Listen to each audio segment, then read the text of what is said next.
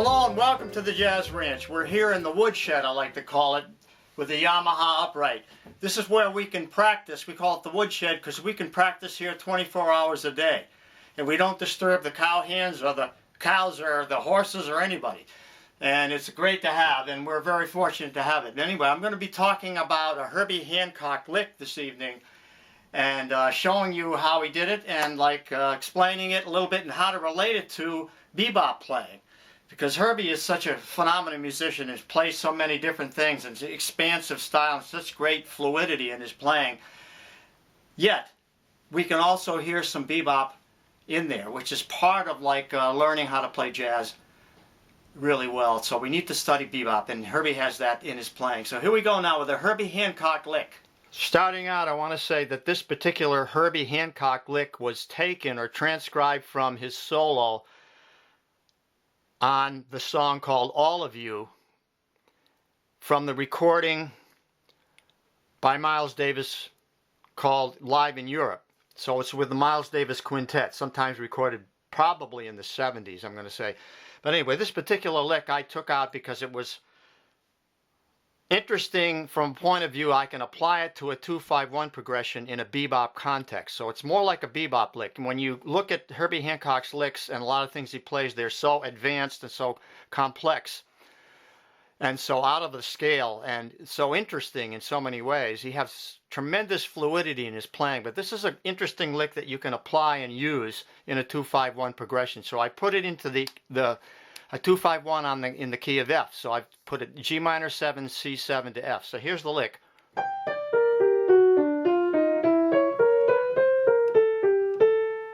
Now putting the chord on it, it's like this.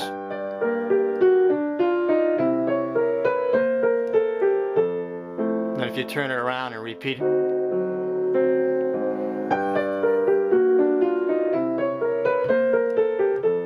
And I'm going to put it more like into a jazz feel now.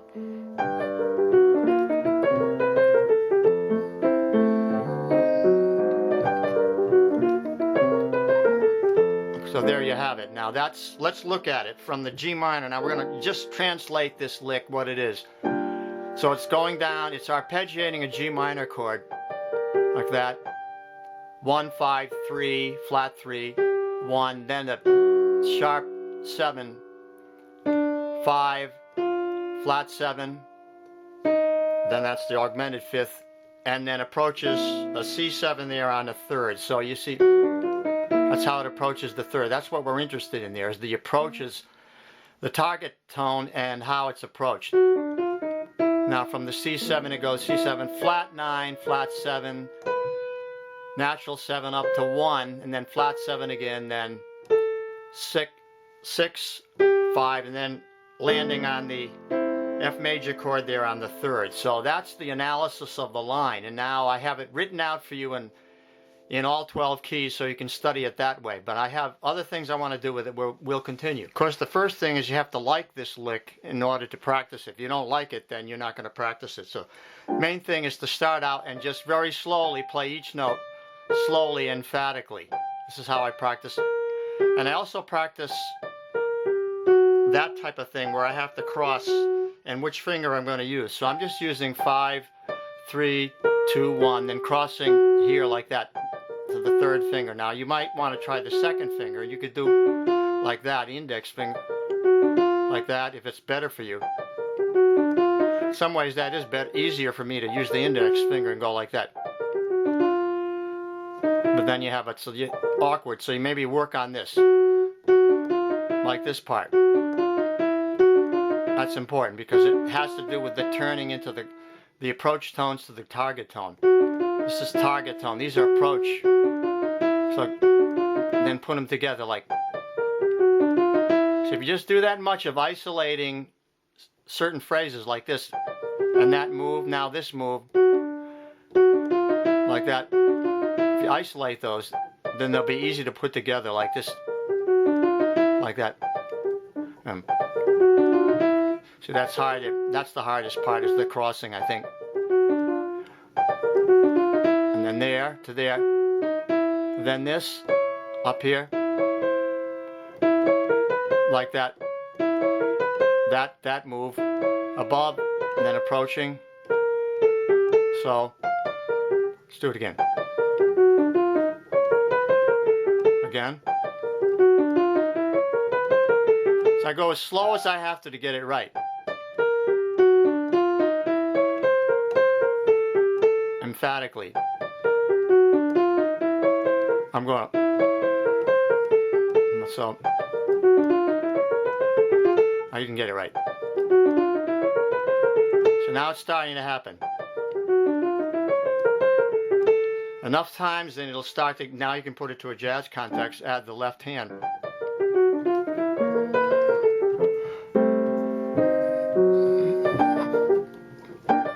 It's hard for me too. That's why it's good. If it's hard, it's good. You're going to learn something. It begins to get into your head and into your fingers and your hands and so on, and you're feeling more comfortable as you do the repetitions. Just keep doing them. And eventually it'll sink in and it'll be just there, and you've improved as a player just from this one little lick. The next step, I've put this lick, I've written it out for you. You can go to my website and download it, and you can play it in all 12 keys and practice it that way if you like. The other thing I did that was, I think, practical is I simplified the riff from this. I made it this, which is more comfortable in the hand. So it still has the same quality, but it's a little easier to play. And I did a couple of other things like this, where it goes like this. I made a turn at the end there rather than it just being. So I have this figure now. Or even this. Whichever one you like better. But they're pretty close to the original, but they're a little easier to play. So that's it in F major now. G minor 7, C7, F major. So you have.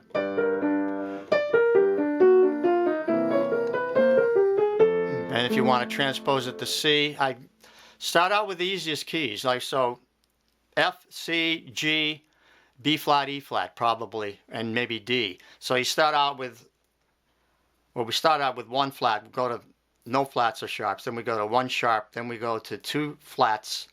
1 flat, then 2 flats, then three flats, and maybe 2 sharps. That's the order. That's the first 6 easiest keys, maybe.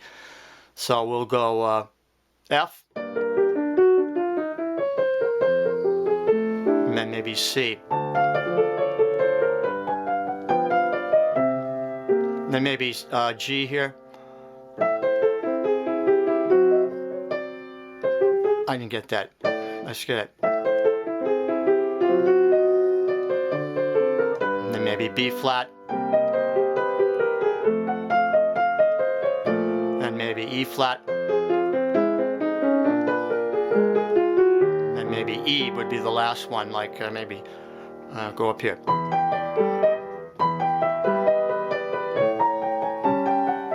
Like that. So there you have all the easiest keys to learn it in, and you can do them as repeated like and fills like this.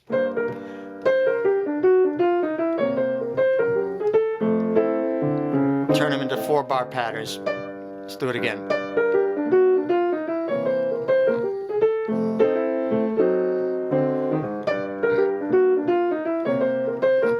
So I begin to see it's starting to make more musical sense.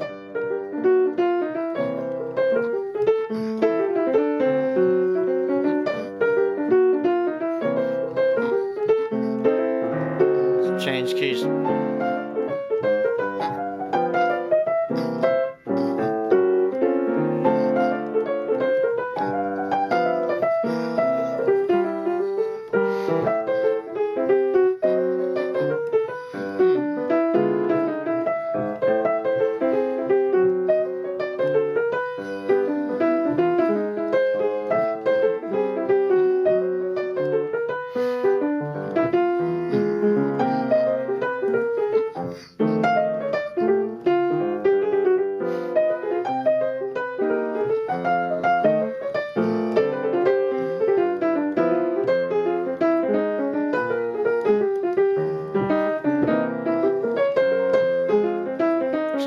to get this bebop vocabulary into your head and into your hands.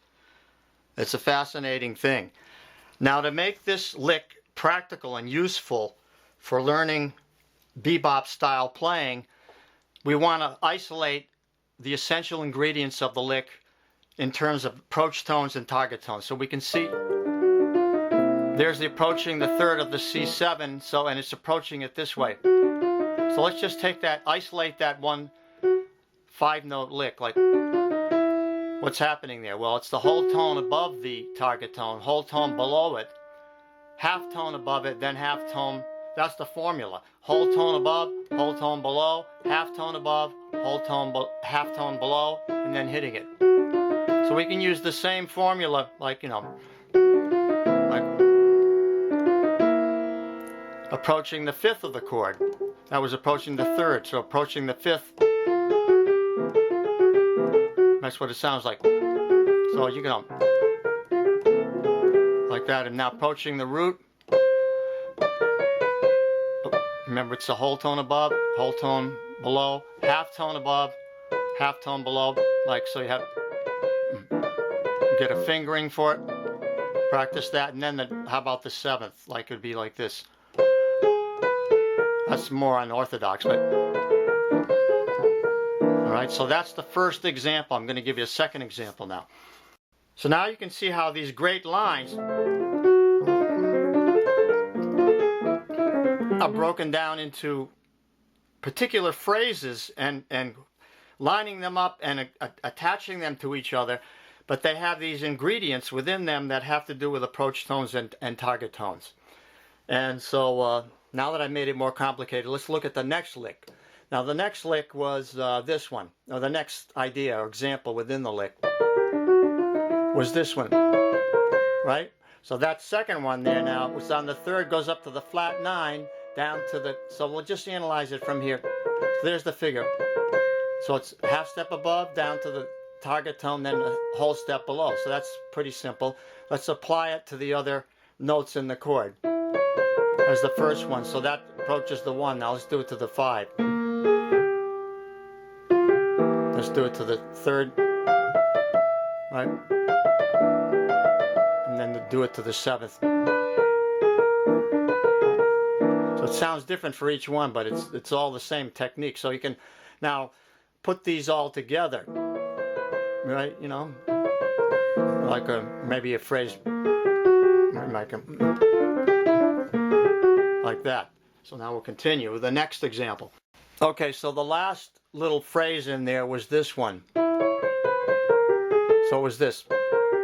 So that is, let's analyze that one. That's minor third above, to a half step above, and then to a whole step below, and then a half step below, then approach the target tone there. So on this one, it's actually going to resolve to F. So it's C7. So if we did it now, that's it to the 3rd. Now if we did it to the 5th, it would be to the 5th. You can hear this, right? If we did it to the root, it would be this. If we did it to a 7th, it would be, let's try it again. Let's get that right. That one's more unusual, has a sus in there. That. So these are all little examples that you can practice individually and then try to put them together in phrases, which I will show you as we move along here. Now I'm going to give you an idea how this might work by just improvising on a 2-5-1 in the key of F, and I'm going to use this figure to start out with and just expand it.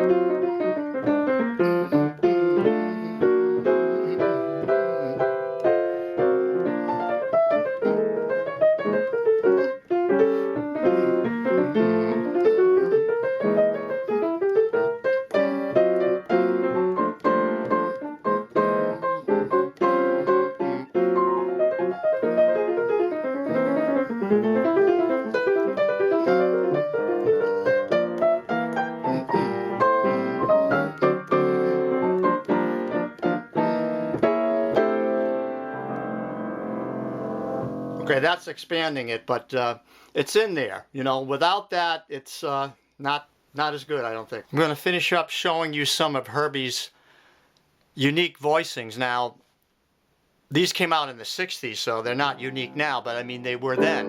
But anyway, a lot of his chords were built on fourths. Like here you have fourths voicing all the way and then a third on top. So that's a C6-9 with a major seventh in it, see? Oh. And then another way you could voice it is like this. Like that, with the root on the bottom. Another way you could voice it would be like this. Then you would like that. So that's definitely a Herbie voicing. And then for a sharp 9, he had this. Now I'm going to talk more about these in the next video, but I want to show you some of the voicings. There's a sharp 9. Here's a dominant 9th. And here's a minor 9. But they're all based on a lot on fourths or augmented fourths. See, augmented fourth there, fourth.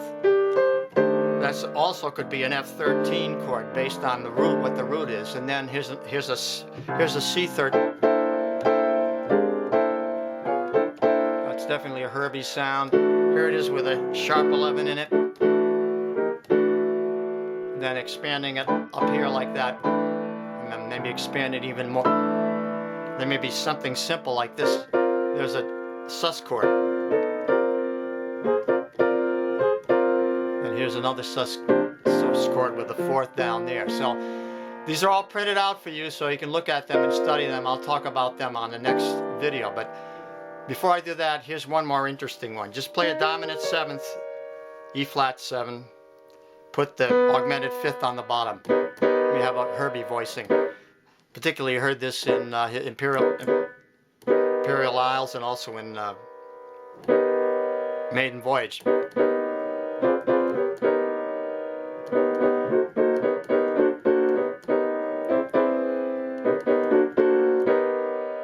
And this is an interesting lick. And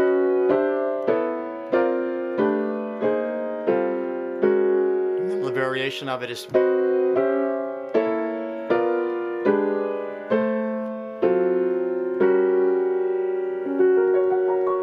pretty exotic. And there's your some Herbie voicings for you. That wraps things up for this evening here at the Woodshed, here at the Jazz Ranch. I'm glad you joined me. And please go to my channel page and check out my playlists. Click on playlists and you'll see all my videos in categories, so you can select whatever subject you want, whether it be improvisation or spread voicing or great standards or whatever subject you want. Also check out my book, which covers jazz piano styles from beginner level to advanced. And so until next time, I'll say swing loose and take care. We'll see you around the block. Bye bye.